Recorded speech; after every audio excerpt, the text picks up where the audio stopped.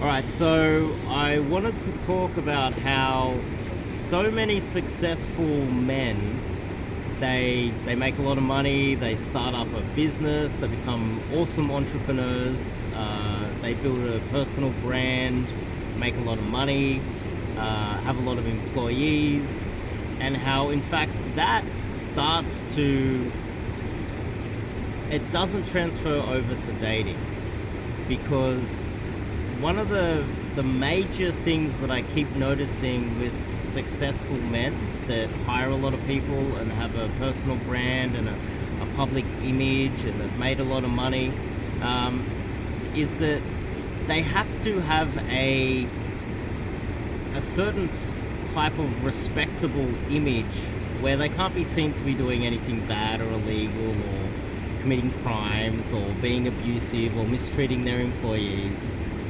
And these same men, what will often happen is they will end up with a woman who will start to exploit their goodwill and their kindness.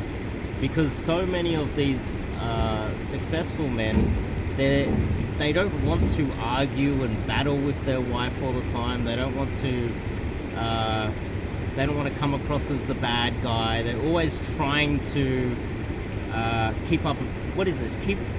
How can I explain this? When you look at someone like Jeff Bezos, like he had a divorce and he got totally screwed. Bill Gates got extorted as well. So many of these successful men, publicly, when you watch all of their interviews, you look at how they interact with people. They're friendly guys. They're nice people, and they try their best to avoid any controversy. But what happens is, in a personal relationship with a woman, they often get exploited. She will argue, she'll constantly try to take as much as she can. One example I would like to, one great example is the amount of times a successful man will get in a relationship with a woman and then she will start taking more and more, as in she'll start asking for more freedom, she'll start asking for more money, she'll start asking for an open relationship, she'll start getting bored with these successful men, and they won't push back as much. They don't want to argue. They're always looking for a win-win situation, but often in a relationship someone needs to be in charge, and quite often a woman is always playing politics. Always.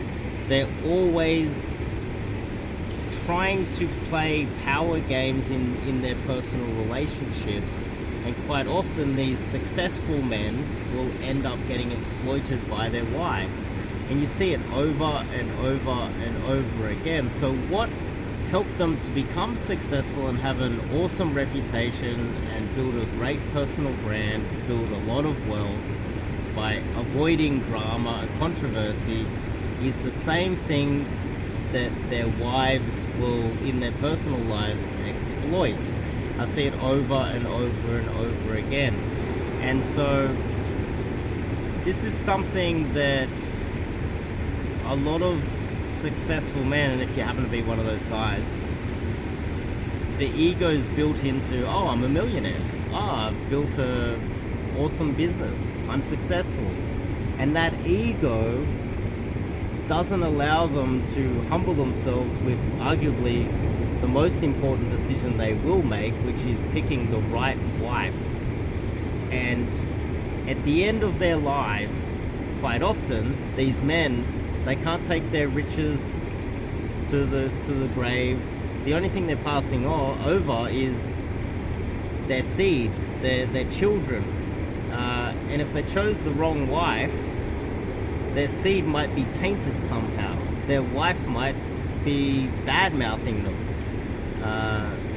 And so this is something that I think, as a society, we should be aware of. When the most successful men in our society are getting exploited quite often by sometimes narcissistic, psychopathic women, and what they're leaving behind are kind of tainted children, which is the seed of an awful woman, and then that degrades society to some extent sometimes.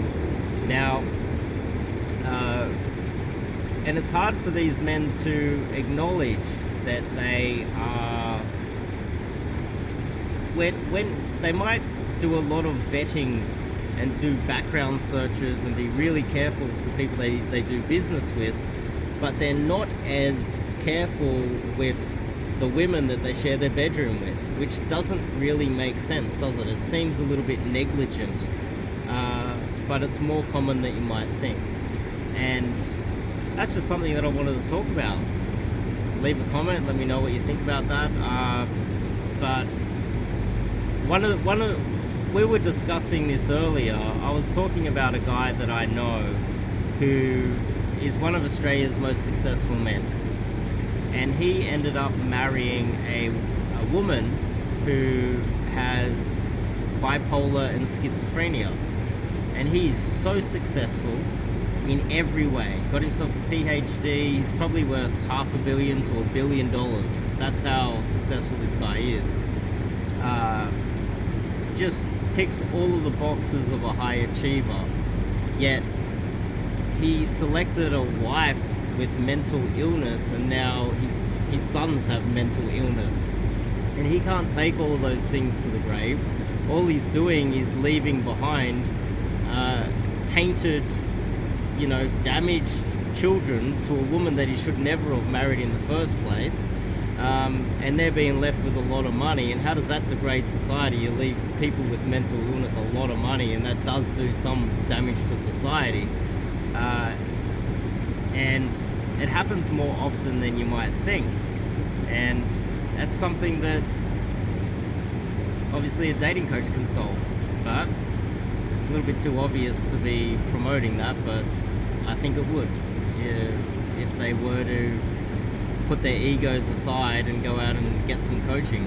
That same guy, he divorced his wife that has schizophrenia, and then ended up remarrying a legitimate psychopath. Like a psychopathic, money-grubbing gold digger. And with kids already, would you believe it? One of Australia's most successful men just couldn't even get a decent woman after making the first mistake. And it's so common. And so that's my thoughts on that. I don't really have much else to add to that. But anyway, I'll see you guys in the next video.